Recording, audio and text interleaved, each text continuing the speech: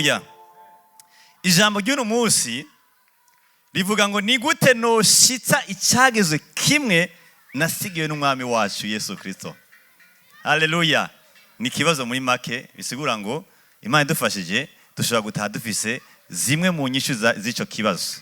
Ni gute nobaho nshitsa icagezwe kimwe nasigiwe n'Umwami wanje.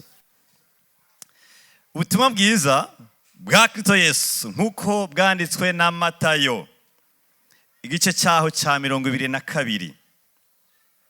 Ubutumwa bwiza bwa Kristo Yesu nkuko bwanditswe na Matayo igice cyaho cya 22 uhereye hajya kuri 34 ugaca wimanukira buke buke gushika kuri 40 uhamanuke buke buke kuko harakomeye gose. Uhereye kuri 34 wimanukire buke buke tujane gushika kuri 40 havuga gute? Ibwirizwa rikuru kwa fise biyazi kirundi niko umutwe w'amajambo waho uhavuga. Uvuga ngo ibwirizwa rikuru. Dusome tujane. Abafarisayo bumvise ko Yesu yajoreje abasadukayo. Bakoranira hamwe. Umwe muri bo umwigisha w'ivyagezwe aramubaza amugeza ati mwigisha ibwirizwa riruta yandi mu vyagezwe ni irihe? Aramwishura ati mukundishe uhoraho Imana yanyu imitima yanyu yose n'ubugingo bwanyu bwose n'ubwenge bwanyu bwose. 38 havuga ngo iryo ni ryo rihambaye rya mbere. Hariho irindi rya kabiri rimeze nkaryo niri mukunde bagenzi banyu nkuko mwikunda. Umurongo wa nyuma ko duhagarara uvuga ngo kuri ayo mabwirizwa yompi ivyagezwe vyose n'amajambo y'abavugishwa n'Imana niyo bigirante niyo vyenena ko ijambo ry'Imana dukomere Imana amashi kubwaryo. Haleluya.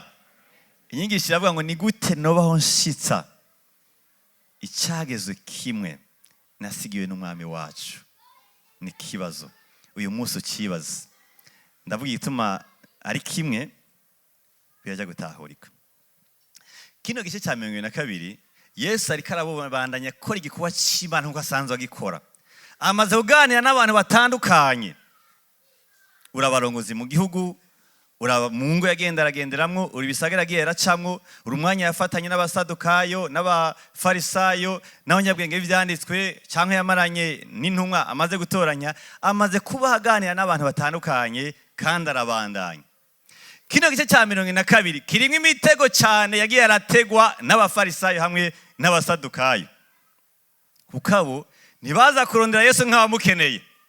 Baza kurondera Yesu nk'abagomba kumenya icyo barushije hamaco bagishirako baboneye kwitwa bakomeye mu gihugu cyabo cyane cyane mu buryo bwa mwemwe. Kuko abasadukayo barafite ingene bizera ntibizera iby'abamarayika ntibizera ibyo kuzuka. Abafarisayo nabo bari abantu bagomba kwifatanya n'ivyagezwe cyane ko bibwira ngo mu myaka yagiye irahera abantu bacu baracumura Imana ikabahana ikabagenda ikabatwara i Babuloni. Ubu rero twebwe tuzokubaha ivyagezwe ndetse n'umwe muri twe bazogerageza kutavyubaha tuzomwicira. Bari abantu bagomba kuvyubaha ariko ikintu bihenze ko ntigeze bamenya ati ibi vyagezwe dukunda bisanzwe bisezerana umukiza ku buryo batigeze bamenya ati Yesu yaje kuko akenewe. Babaye bamugeza bagomba kumuteranya n'ubwami bw'Abaroma ariko agenda arategura imitego yose. Rimwe barambwira ati tubwira hajya biremeye ko umuntu atanga ikori rya Kaisari. Ati nta muntu afise ikigorongoro icyasha igiceri ngaho. Baramuzana ati hanitswe ko gute? Ati Kaisari ibya Kaisari genda muyimuhereze n'ivy'Imana mugire nte mubiyi. Barabura ahantu bo mutega kuko iyo yihenda akavuga ngo ntivyemeye gutanga ikori uyu munsi bari ko raraba mushereye kwa maboko yamya zingena agendana nawe. Hano dusomye abafarisayo bamenye ngo abasadukayo yabateguye imitego yose n'umunsi biri baramutega yabajoreje. Reka natwe tugende turabe ko hari icyo twokurayo. Baragenda bamubaza ikibazo kiri mu bwibone bwabo nyegeye. Tubwire, nirihe tegeko risumba yandi? Kuko bari basanzwe bumva bafite icyubahiro mu tuguriro, bafite icyubahiro mu masinagogi, bafite icyubahiro mu marompa mayirabira aho abantu bahurira ari benshi. Ati hamwe torimenya uyu mugabo yitwa umwami w'abayuda nawe akaba arishigikiye, tukagenda natwe tujyanitse mu ruhanga canke ku mugongo, icyubahiro cyacu genda kiduga tuba abantu babazwa ivyamwe. Aca babwira ngo ngiri mukundishe Imana imitima yanyu yose n'ubwenge bwanyu bwose n'inkomezi zanyu zose. Ubundi amategeko yose arangana ko ava ku mutima w'Imana, ariko yaremeye gato arabwira ati irasumba yose kandi irasumba yose mabadavuga mu kanya. Baba baronse itegeko risumba yose, mugabo ugiye kuraba musi ingene igihano cyakwikiye ntibasiye kumubaza ikindi kintu uko basanze batsinzwe. Baciye basanga kigoye gushira mu ngiro kidashobora kubana kibemera kugira ubwibone mu vyamwemu, baca barihorera. Ivyagezwe yari amategeko Imana yagiraho abantu ihereye kuri Moyize kugira ngo ivyagezwe bigende biratunganya abantu bibategurira kuzoza kwa Kristo. Ntivyari byo gutuma ko umuntu agira ubwibone, ahubwo byari byo kumucisha bugufi. Ivyo vyagezwe vyashika ku 613 vyari bigenewe gutunganya ubwoko bw'Imana, bibategurira kugira ati turabona ko amategeko twahawe ari menshi kandi agoye gushitsa, dukeneye umukiza. Vyarasezerana Mesiya. Ivyagezwe abantu babishaye babibayemwo bibaruhije, mugabo kandi bibabwira ingene Imana imeze. Uyu munsi rero ikintu gitangaje ni ingene Yesu yafashe 313 amateka 313 akayegeranya yose agakuramwo rimwe ryitwa urukundo. Rimwe niryo ryasigiwe abantu. Iyumvire wahora ufise urutonde rw'akazi rukubwira ibintu 313 utegereza gushitsa, ukaza wumva inama y'abarongozi yakoranye ngo byose twabihevye twasigaje iryonyene. Uribate icyo kintu kirakomeye cyane, iryo teko rirakomeye cyane. Haleluya. Ukundisha Imana yawe nsa umutima wawe wose n'ubwenge bwawe bwose n'inkomezi zawe zose.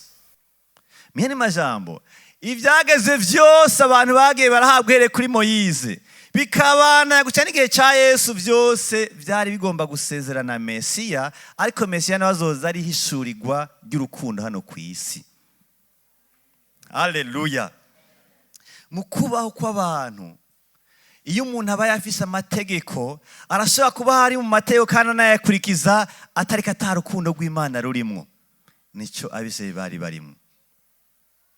Hano bano bantu baramwaje ikibazo, bazi ngo bariko barondera ingene babana yabitwa abahambaye mu vyamwemu, basanga bakoze Yesu ahasanzwe bavuga ati yankozaho ngwaye.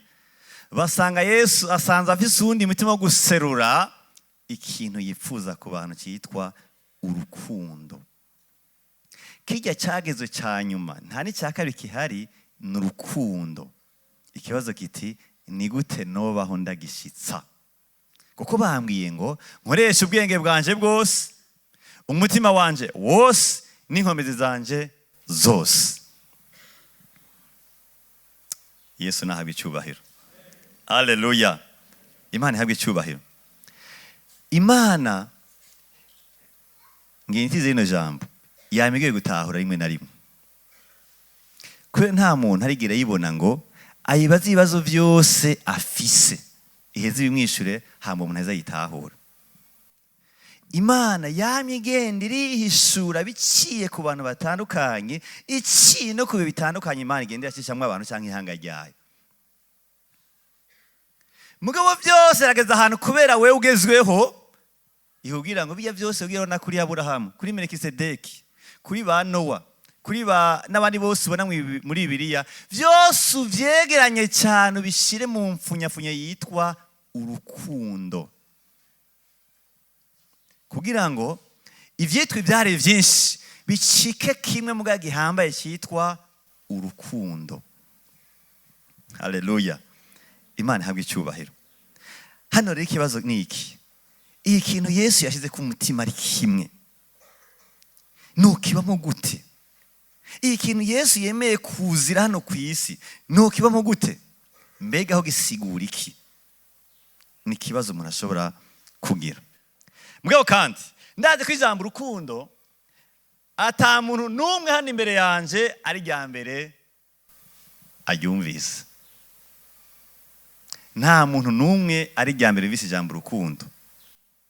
Nta n'umuntu kandi adakunda urukundo. Umuntu, abantu bose barakunda urukundo, barakunda gukundwa. Ikintu cyose mbese yamarondera kuvuga ati harimo urukundo canke nta rurimo. Iyo ubonye umuvyeyi waravuga uti umuvyeyi wanje arakunda cyane ntakundana. Umukoresha wawe uti arakunda canke ntakundana. Umuntu agutwaye muri bisi uti arakunda cyane ntakundana. Ni ikintu cyama kiri mu mitima ndetse no mu kanwa k'abantu. Mugabo kandi hamwe na hamwe kigora kuronkera insiguro canke kikagora no gushira mu ngiro. Uyu munsi turaza kugira ibyo twegeranye kugira ngo tugico dushize mu ngiro. Ntabwo ngo turabimara, mugabo kandi tugerageze. Haleluya, haleluya. Umwe yaravuze ati urukundo ni igihe wishize mu kibanza cy'uwundi ukamenya akeneye ukacugishitsa. Mene majambo, umuntu yagize ikibanza mu mutima wawe, ucurabona ibyo akeneye, hamucuragira nte ucurabishitsa. Ubundi ati urukundo ni igihe umutima wawe n'umutima wawe vyahuye bikagira ibintu bibona cyo kimwe. Ubundi ati urukundo ni hagiye umuntu n'undi bavukana bagerageza kwama kumva ko batazokwigira bavana. Urukundo hagati y'abavukana. Ubundi ati urukundo rw'ukuri ndarubona hagati y'Imana n'abantu. Ati yuko gogo impande yuko Imana yize mu kibanza cy'abantu yaciye ishiraho n'isezerano ribafatanya nayo. Mumva yende yavuze vyiza. Imana ihabwe icyubahiro. Iri jambo urukundo Yesu yavuze adusigiye ari dusavye ngo mukundishe Imana yanyu ariyo data wo mu ijuru ubwenge bwanyu bwose, inkombe zanyu zose, n'umutima yanyu yose. Ni ijambo vy'ukuri umwana w'umuntu adashoboye gushitsa. J'ai l'honneur de vous l'annoncer. Biragoye gushitsa. Ariko sinshizeho akaburungu ndaja kubandanya. Biragoye gushitsa. Mugabo nawe bigiye gushitsa, ndababwira inzira itomoka, ari naho tujya gukura ikintu cya mbere gishobora kudushoza gushitsa rwa rukundo. Icete cya mbere cyanditswe na Yohana igice cyaho cya 4 umurongo wa 10 hamwe na 19. Icete cya mbere cyanditswe na Yohana, icete cya mbere cyanditswe na Yohana umurongo w'10 hamwe na 19.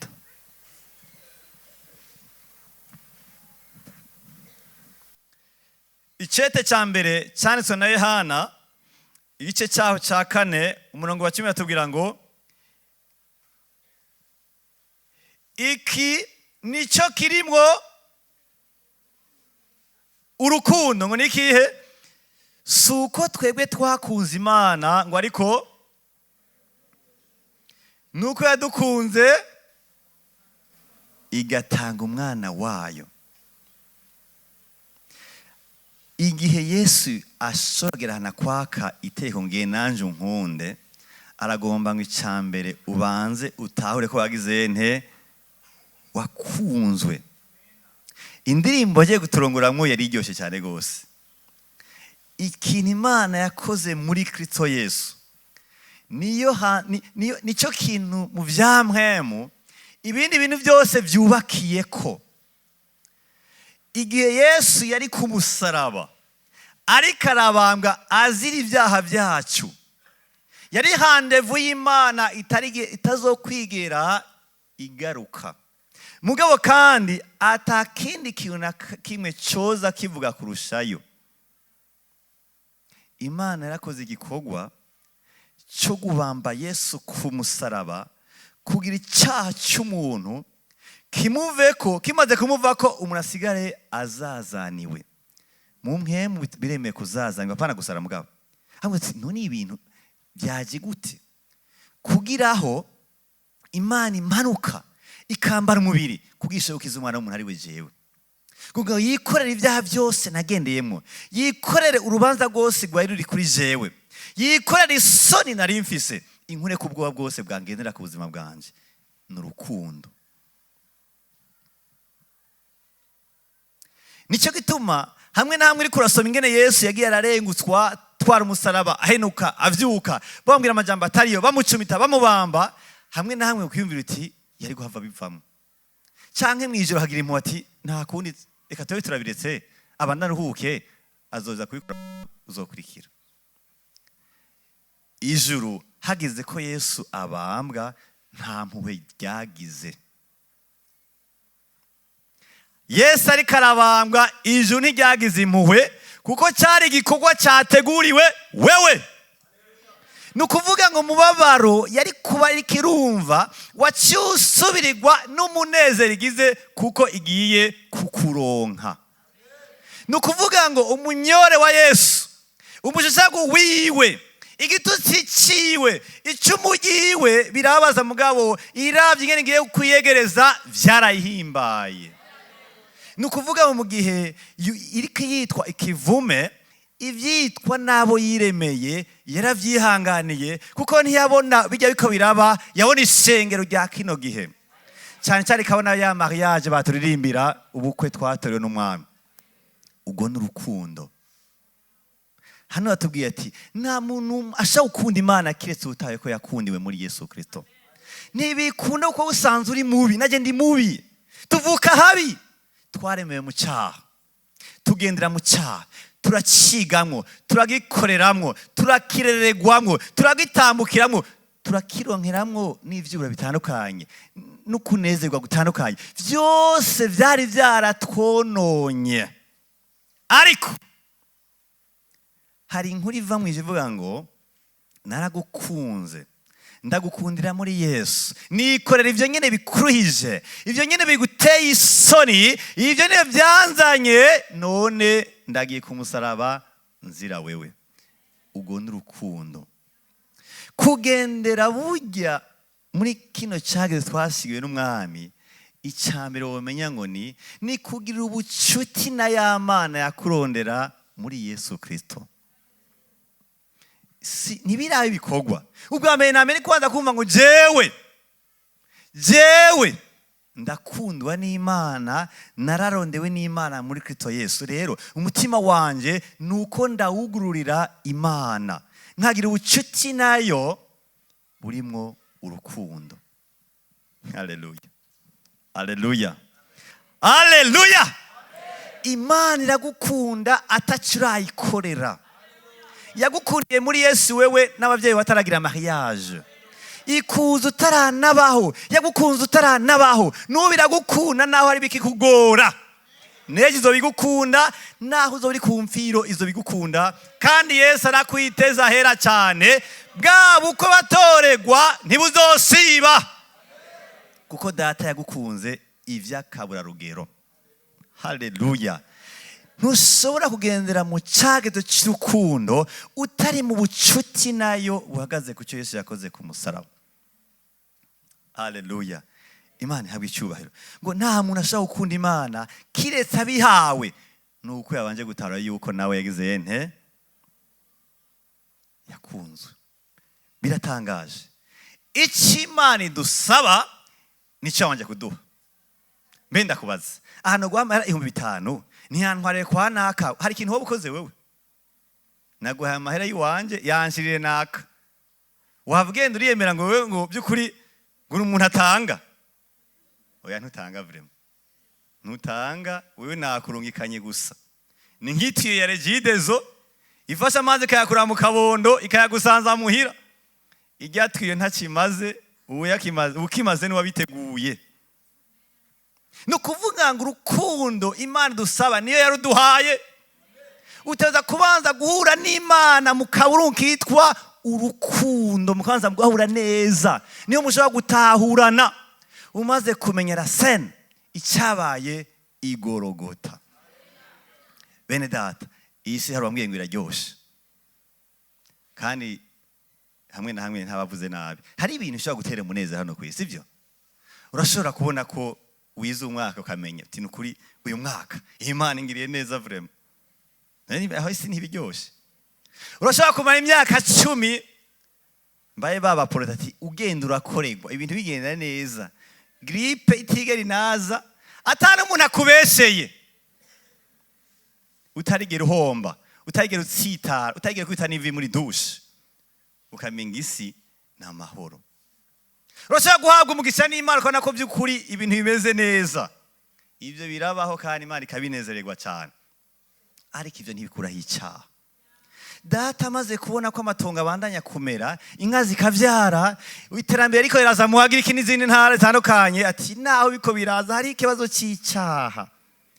Ndababona mu gose imitima yabo baravyibushe, mugabo ntibavyibushe muri mpemu. Bararamba kubera bariye neza, ariko ntibaramba kugira baze bahore ibi bidashira. Imitima yabo barahuza, mugabo simpuza nabo.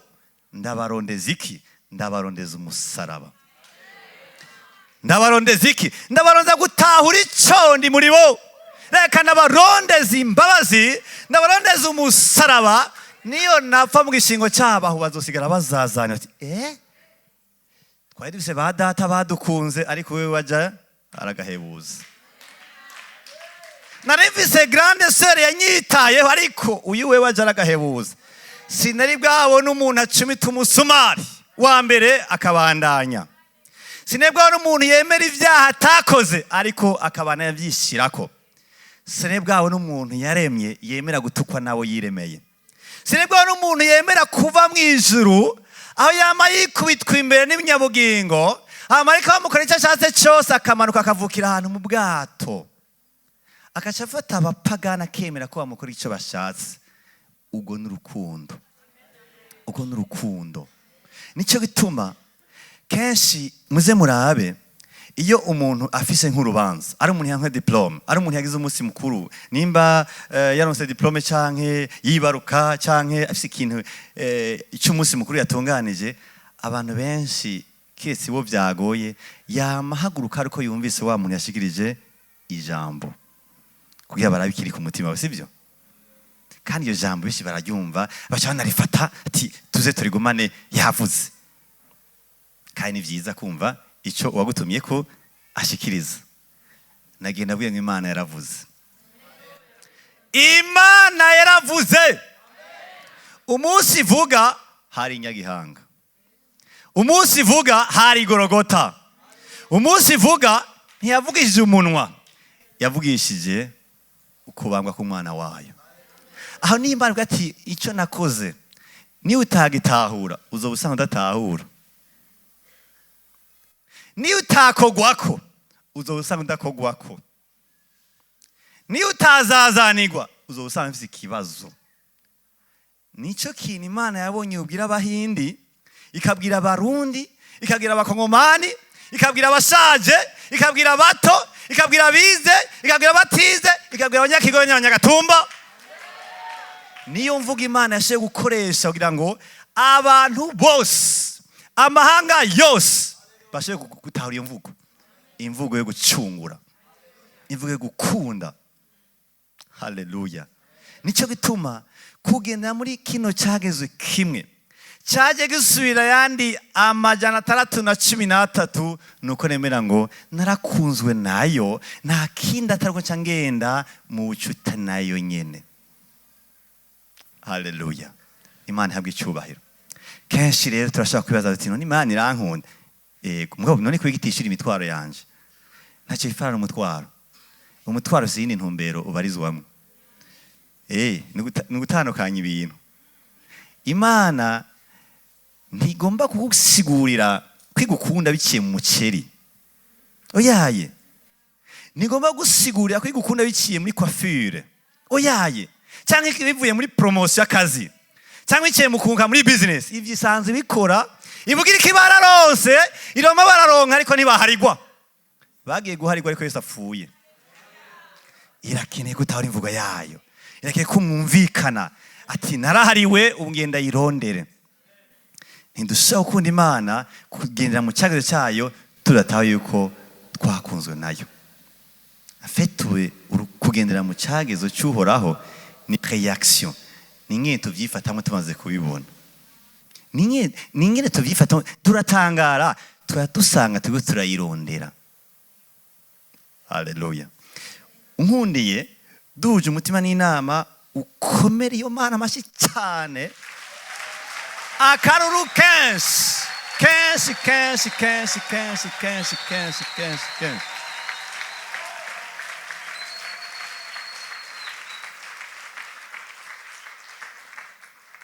Nta nyene Imana yishakira ko abantu batahura. Kurondera yararondeye. Ngabirondere gutahuza nawe uzondondera umunsi na kuronsa. Abise baregenza nabi kenshi uko batari bamenye ingene Imana bakunda. Haleluya. Haleluya. Kenshi umuntu ari bati none by'ukuri. Je ubuzima bwanje buzokora hajyari. Hamukibwira uti ni wa munsi nzobona by'ukuri ubu mutwaro mukuru wishuwe. Oya. Nuzokorega umunsi wishuwe. Uzokorega umunsi watawe kukundwa. Umunsi uzokumva ngo ubu rero nibutse ko ubuzima bwanje Imana yabwakiye kubw'ibihe bihoraho. Aho nzoga ati Imana yanje irahagije umutima wanje. Haleluya. Je nibaza ko abantu benshi tuzobaza ibibazo Yesu tumushikiriye. Sinzi ko mubifise nka mjewe. Naye nzomubaza. Kandi murazi y'urubanza ruhari hari umwanya wo kwicarika abantu. Sinzi ko n'umujya ariko bimeze. Ariko umwanya bazo barataratangurira neza. Tugati akanyejenda. Ntabaruze hano. Umbwire. Ingene wiyumvise umusumari wa mbere. Umbwire wakangene wiyumviye. Mbwira ingene wiyumvira ubonye ubugabo bw'uburoma bwikora gufata nabi. Basi bibira gushinga ntayi ko utigeze ukora icyaha. Ntigeze unabahigira. Basi byarakugora mugabo ntubikore cyane. Andika ndo mazi bazo birebira mpaye umwanya. Mwawe kari ko ntararonka karyo. Saziba ntare ko nakunzwe ibindi bizoza. Mugabo kandi byongeye. Hari igihe nibyo bibazo ndahise kubera nkiri aha nyene. Wa muntu ndatindaguye. Nukuvuga ngo niyo nahabwa wa mubiri mushasha na uzoronka. Tumaze kuduga imva ziyuguruye tuzohabwa muri utahura ivyo nyene. Ku buryo gutahura kwawe no kwa Kristo bizoba byamaze kuba bimwe. Ivyo mwisi bizoba vyarangiye. Duhize tumuhimbaze, tumunezererwe cyane, twikwita imbere yiwe, tumuyambire mbaye wagira nzomuhobera. Ha mu rubanza rucumara amezi 88 duhize tugaruke ngaha. Ega ibikorwa birahari benedo. Abantu mukunda retraite. Kazi yenu. Ega tuzogaruka ngaha. Naha nyene mbaye wawundi. Kuhagirira neza no gucimanza no gutunganya ivyasigaye. Ariko sha bitaraba. Ndarondera Imana ko yaramaze kunkunda. Umutima wanje ngerageza kuyiha kuko yaramaze kugaragaza urukundo rudasanzwe. Ingene mfata ingingo ndabirabira ko Imana ija kubinezererwa kuko yaramaze kundondera. Uko mvuga, uko nkora, icyo nshaka gukora cyose, icyo umutima wanje uhamira kirahwanye na wa ndi yandondera. Intambwe ya mbere gushitsa urukundo ni kubanza gutahura ngo narakunzwe nayo none nogenda mu bucuti nayo. Haleluya. Imana ihabwe icyubahiro. Kiroroshe nagatwiyo mu yandi majambo sigikogwa ni icubika mu mutima wawe. Abantu mubika mu ntibate akantu kabiki. Ti data andondeza Kristo nta kindi ataruko nicana mugurira umutima. aha rero ushobora kuba uri hano utarakira uwo mwami wumva. Ega abona bitera hejuru wa muntu aha nuko bamwakiriye. Aho nabi batwenga nuko atamurazi bafise. Aha barahariwe. Aha amazina yabo ari mu gitabo cy'ubugingo. Baravyakiriye nkuko nawe n'umunsi uhamagara kuvyakira. Rero ndiko ndarangiza. Uze kuza hano imbere wakire Yesu. Uze kuza hano nawe utahe witerera hejuru. Utahe unezerewe. Utahe uhariwe. Utahe wumva ko Imana nawe muri kumwe. Kuko ibyaha byawe wabiyihaye hama ukavyihana ukizera ko Yesu yabambwe azira wewe. Haleluya. Yesu nahabwa icyubahiro. Yesu ashimwe ko yatubambiwe by'ukuri kandi by'ukuri Imana yarabikoze. Icya kabiri cyo gukora kugira umuntu agende muri cyagezwe kimwe ni kwitondera ijambo ry'Imana. Menga biratangaje. Kwitondera ijambo ryayo. Mu butumwa bwiza bwa Yesu Kristo nkuko bwanditswe na Yohana igice cyaho cya 14 umurongo wa 15 havuga gute? Turashaka gusoma ku ma ecran ari imbere yacu. Yohana igice cya 14 umurongo wa 15. Mbega ko data yankunze nkaba nabimenye. Mu ijambo ryiwe hari kibanza mfisemwo. Ego ijambo ry'Imana ryatumwe kuri jewe. Sivyo? Hatavuga ngo nimwankunda rero muzogira nte? Muzokwitondera ibyagezwe vyanje. Imana ihabwa icyubahiro.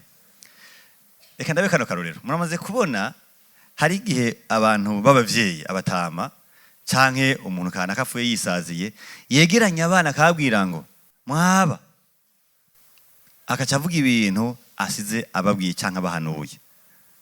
Hari nabwira ngo muzompambe hariya mvuka. Ivyo ndazi ko mubimenyereye. Kandi ico kintu abantu cyane cyane ngahi wacu baracyubaha gose. Niyo byo bifise igiciro kininiya baragerageza bakavyubaha. Kuko umutama wabo yapfuye ayibasabye. Ukazogena mu nama kumva agomba kudugana umuntu. Ukaza kuvyaha kubera witwaje ngo amahera ni menshi. Uzaba wikwita ku rubambazi runiniya. Kuko abantu benshi baravyubaha uko byavuzwe n'umutama. Mene majambo kijya baravuze aba ari kintu kiri ku mutima wiwe yaragishaka. None abana biwe n'abandi baragomba kugira nte kugikurukiza. Mega nta mutama Yesu yavuze. Umutama Yesu ntacyo yavuze kabene da. Umutama Imana ntacyo yavuze. Umusazi Imana ntacyo yavuze. Data yaravuze. Bimwe anategetse ibindi yavuze ngo ndagushize imbere urupfu atuhite mwiki. Data yaravuze nimba ndamukunda nimba ndimugenderane nawe ntegeza kuba mfise umutima urondera gushira mu ngiro cya kindi yasera mu ijambo ryayo.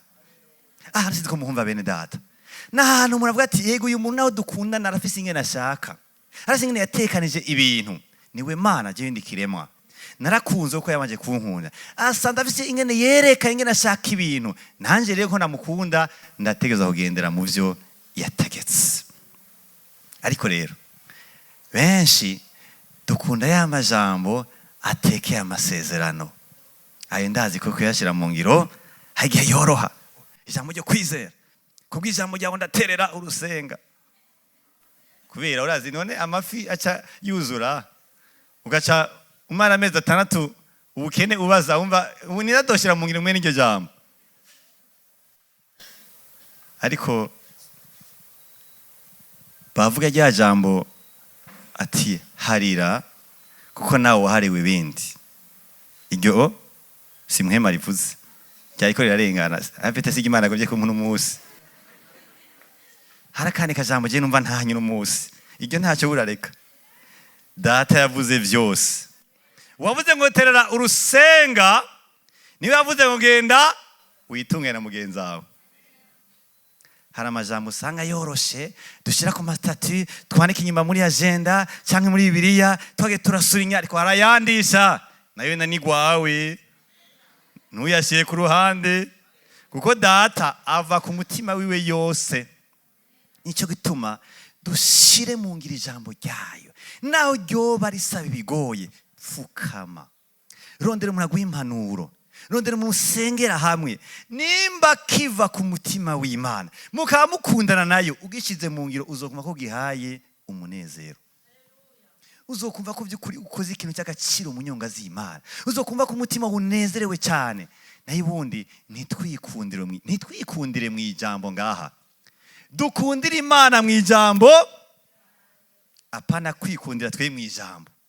Dukunda Imana mu ijambo ryayo, ntituricemo ibice, iri ni gwanje, iri ni ry'uriya muntu. Oya, Imana igomba ko iserura ikintu cyose yavuze mu ijambo ryayo kugira umwana w'umuntu agishyire mu ngiro. Niyo mwaba munkunda muzokwitondera ibyagezwe byanje. Imana ihabwa icyubahiro. Yesu ahabwa icyubahiro yuko ari muri twebwe, nk'Imana ari muri twebwe. Igihe cyose umuntu yerekanye umutima uciye bugufi, akerekana ko ari imvuga kuri imbere yati, Imana nukuri kino kintu kiraremereye, mugabo ko kiva ku mutima wawe ndagenda nkumirije, ariko ndagishira mu ngiro. Fuma mfata umwanya nisonzeshe, ariko ndagishira mu ngiro. Ndemera ko hava bansuzugura, cyeba banyita ko n'umuntu ntize, hari amajambo menshi ashaka kubikurikira bino bintu, ariko ndagishira mu ngiro. Hari ivyumviro bava biza muri bo, ariko ndagishira mu ngiro. Kuko n'umutima wawe Mana ni ikintu wiseruye mu ijambo ryawe, ndagishira mu ngiro. Gukunda Imana si ibintu biri evenementiel, si ibintu bitegurwa ngo bizobiriya kuwa gatandatu ngo nizogaragaza ko twitaho ngo aboro. Birashobora kuba ari ibyo byateguwe kandi ukavyumvira integuro n'amahoro, ariko byinshi ni ibintu biba ku munsi ku munsi, ni ingene ubayeho, n'ubuzima singingo. Haleluya, haleluya. Yesu ashimwe cyane ko ashobora kudufashamo kandi bigeza bigafata intumbero nziza ku buzima bwacu. Amen. Ijambo ryayo ugiye umuntu aribonye, Yesu ndaryoye ingene yavuze ngo ni jewe umukate w'ubuzima. Kubera iyo byagenze neza umukate bawujya mu gatondo.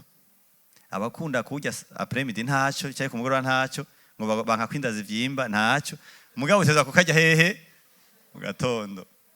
Nicyo gituma Yesu iyo urondera ijambo ryiwe ku munsi abanigana kurishira mu ngiro, nuko bashira mu ngiro kamwe kamwe.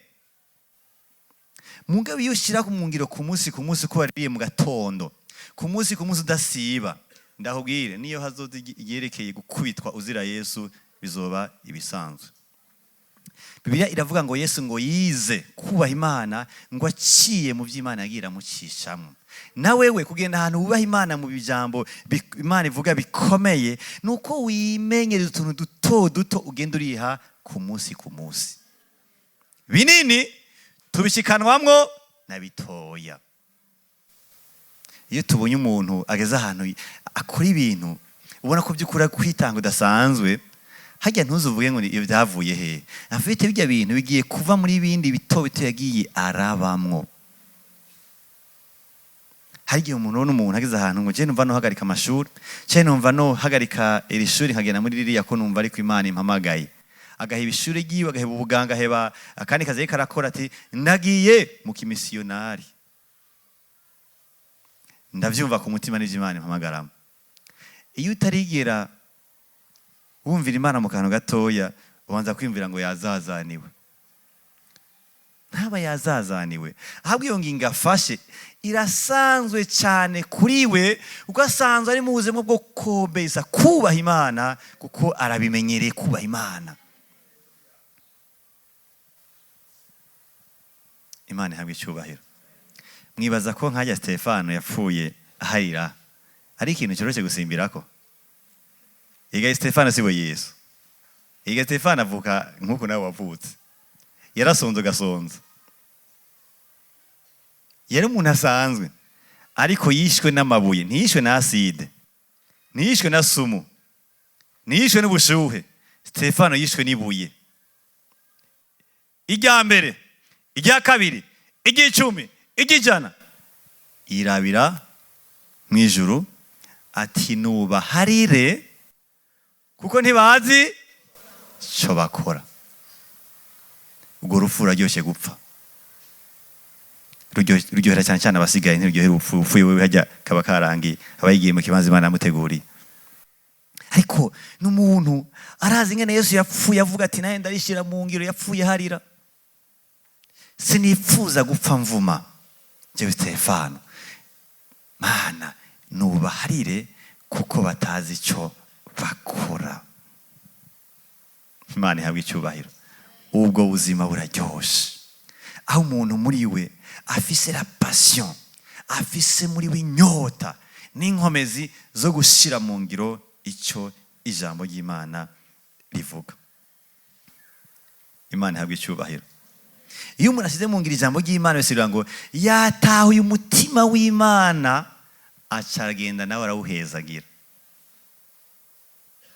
Kenshi iyo umuntu abwiriye ikintu cyiza avuga ngo yagize nte, yampezagiye. Imana ngo iragahezagiwe, yaduhaye imihezagire yose y'ahantu ho mu ijuru.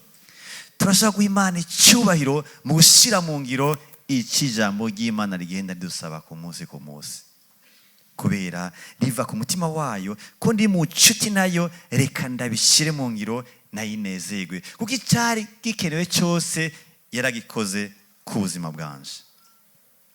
Imana ihabwe icyubahiro. Haleluya. Icya gatatu nuko bitubwira ngo kuri cete cya Yohana nyene, cyo cya 4:11, icete cya mbere cya Yohana igice cya 4:11 hatubwira ngo 1 Jean 4:11 havuga ngo abo nkunda nk'uko Imana yadukunze icyo natwe dukwiye gukundana.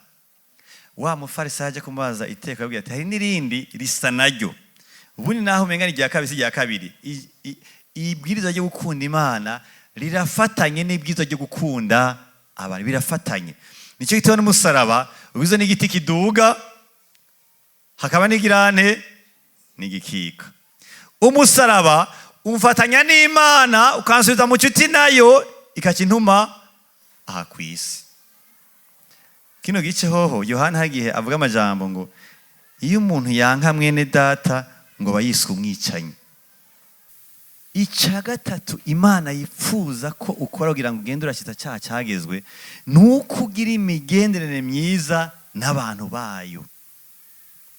Mu bisanzwe iyo ufite imigenderere myiza n'abantu, uba uri kuranezereza ya Mana, uri kuragendera mu cyagezwe twasigaranywe. Haleluya. Ngo rero ko twakunzwe tuce dukunda bene data. Haleluya. Mbega gukunda bene data bisigura iki? Cyangwa abandi bantu? Ni kubaha agaciro. Guha agaciro umuntu, apana kubera ari inshuti, apana kubera ari umudamu wa cyangwa umugabo wawe, apana kubera ari umwana wa cyangwa ari ikindi kintu amaze kugufasha, kubera Imana yamuremye ikamuha ishusho yayo, arakwiye gukundwa. Afise agateka Imana yamuhaye. Nta zina nini kwiye kumuha, ntakwiye kwitwa ikirofa, nta rindi zina atari ko ari umuntu Imana yari mu ishusho yayo gusa. Ukwiye guha agaciro umuntu.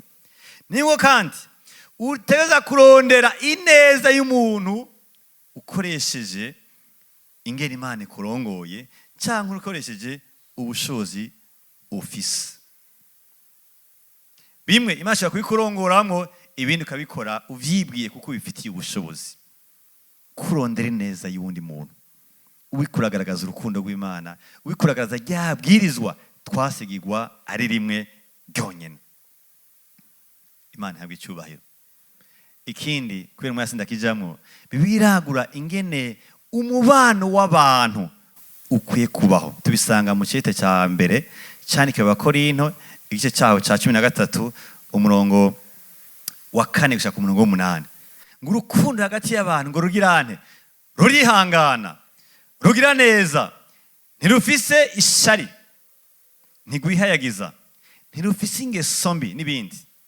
Umubano ufitanye n'abantu urashobora kuba werekana ingene uriko uragendera muri cyaha cyagezwe Imana yadusigira ari kimwe cyonyene. Nicyo gituma umuntu akwiye kwiyumvira, mbega imvugo yanje iraha umugisha umuntu, mbega ingingo mfata jewe ziratuma umuntu ahabwa umugisha w'Imana, mbega inyambaro yanje, ingene ibintu byose ngenderamwo biratuma hari undi muntu hano ku isi yumva nawe yakiye Imana muri we. Utuntu tubazo tumwe tumwe dushobora kugenda turishurwa n'umutima w'umuntu. Imana imaze kunyakira mu rukundo rwayo, iransaba kugendera mu ijambo ryayo, ikaca intuma mu bantu. Muri abo bantu ntwarayo inyifato nziza, ntwarayo imigenderanire myiza, ntwarayo umutima w'impuhwe, ntwarayo umutima wo kurondera ineza yabo, nkoresheje ko Imana indongoye canke ubushobozi nsanganywe. Nico gituma wewe wasigiwe iteko rimwe kandi rirasubira ayandi. Aho twahereye batubwiye ngo ivyagezwe byose rero n'ibyo abantu bose bagiye baravugishwa, donc ibyo mu isezerano rya kera, ngo byose byubakiye kuri rino ariryo rukundo. Haleluya, Imana ihabwe icyubahiro. Yesu aravuga ngo nagusigiye rimwe, iryo rimwe twaryumvise, ariko wowe ribamo gute? Nuko ubanza kwakira Imana mu mutima wawe. Kwakira Imana mu mutima wawe nivyo warakijijwe, ariko ubucuti bwawe nayo bwubakire ku kuntu bwa mbere yari yabanje gukunda. Utahura ingene gukunda bigutangaze, bituma ico ugenda yirondera mu bucuti budasanzwe. Ariko nawe utarakira Yesu, ubise invitation ugendana kandi ushobora kuyitabira hano ukakira Yesu umwana w'umukiza w'ubugingo bwawe. Ikindi cya kabiri, ukwiye gushira mu ngiro ico ijambo ry'Imana rigenderera kwigisha ku munsi kugira ngo ugaragaze ko ukunda ico data yaseriye kiva ku mutima wiwe. Ubwa gatatu ndangiza, umutima wawe ukwiye kumenya ngo ukwiye kugira imigenderanire myiza n'abantu, yo kubaha agaciro, yo kurondera ineza yabo, yo kugira imigenderanire ituma haba ubucuti bwiza hagati y'abantu. Imana ibahezagire cyane gose. Turashobora kurangiza cyane, ariko nkuko twama ubutumire bwiza cyane umuntu yo kwakira agakiza. Ikintu cya mbere ijuru rirondera nuko abantu bihana bakakira Yesu umwana w'umukiza w'ubugingo bwabo. Nico gituma umuntu ari hano akenebwa ngo nanje data nazi ko yankunze, ndavyemeye, ndakeneye kuva mu byaha ndimwo, umutima wanje ndihanye, ndakiriye uwo Yesu nk'umwami n'umukiza w'ubugingo bwanje. Ashira ikiganza ciwe hejuru, dufashanye tumunezerewe. Ahari arashaka kuduza ikiganza ciwe, tumunezererwe cyane, dushime izina ry'Imana ko abonetse. Karibu cyane. Hari undi emera ko Yesu agukunda, ko aragukunda. Igihe Yesu yabambwa, ibintu byose uzi wakoze n'ibyo uriko urakora muri kino gihe byose yarabibambiwe, mwo bikuvako wihanye, bikuvako vyemeye ko ari ingwara ufise, ukaza ukivuza kwa Yesu. Yesu arakeneye guharira, Yesu arakeneye kubohora, arakeneye ko muba mu bucuti budasanzwe nawe. Nico gituma aha karyo ntikagucika. Ntugire ivyumviro birebire ngo mbega hariya ko ari kure. Oya, ntiyumvire ngo mbega abantu bavuga gute. Oya, si abantu bagufatira ingingo, ni wewe wenyene. Uduze ikiganza cawe, wakire Yesu. Wakire Yesu nk'umwami n'umukiza w'ubugingo bwawe. Wakire Yesu, wakire Yesu, wakire Yesu, wakire Yesu. Rengera ivyumviro, rengera ubwo bufise, rengera ibyo kuriyumvira.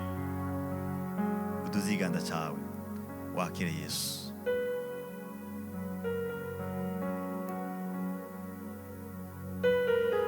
Haleluya. Kadusabe eloge gena fashe uriya ko adashobora hano imbere ari kwikinga. Dukomere bana mashi cyane gose. Abandi ndabasabe tuvyaguruke dusenge turangiza.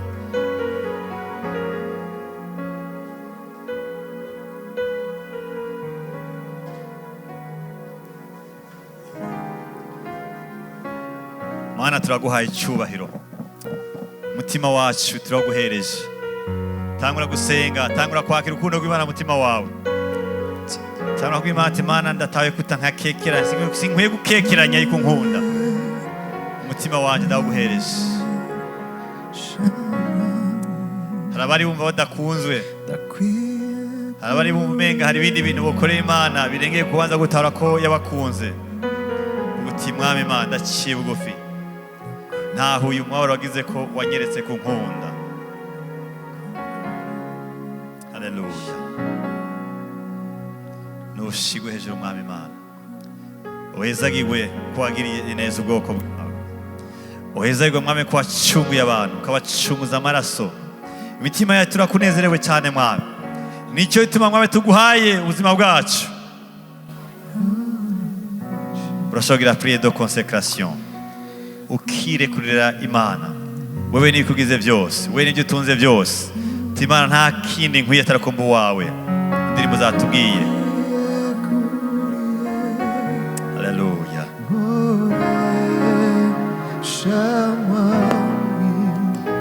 Nakwiye kuriye,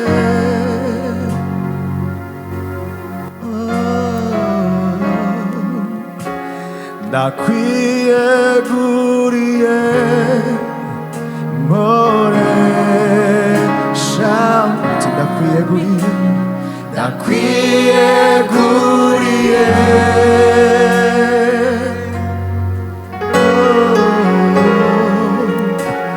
nakwiye kuriye, moresha. Nakwiye kuriye, nakwiye kuriye,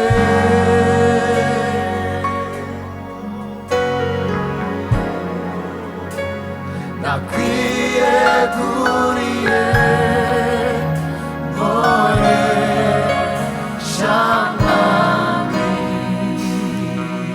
Reka duze ibiganza byawe dusenge turangiza. Mwami Yesu tuguhaye icyubahiro, birakwiye kwitwa ko wewe uri Mwami wacu, kandi turabyemeye Mwami. Turakwihaye, turaguhaye ibyumviro byacu, turaguhaye imitima yacu, turaguhaye imigambi yacu, turaguhaye ingo zacu Mwami Imana, turaguhaye imibiri yacu, turakwihaye twese. Ingutuganze Mwami Imana, ingutuganze Mwami Imana, ingutuganze Mwami. Fasha abari muri désobéissance, fasha abakomana imitima, fasha ababaye, fasha abagukekeranya ko. Hagurutse ukwizera muri bo, ugura amaso y'impemu, babone urukundo rwawe Mwami Imana. Urakoze Yesu, urakoze Mwami Imana, urakoze kudufashije, urakoze ko watuganiriye, urakoze ko uduhezagira mu gutaha urukundo waduhaye no kurugendera muri byose Mwami. Urakoze Mwami, urakoze kuri Imana yo kwizera ibihe byose. Mu izina rya Yesu Kristo dusenze, amen.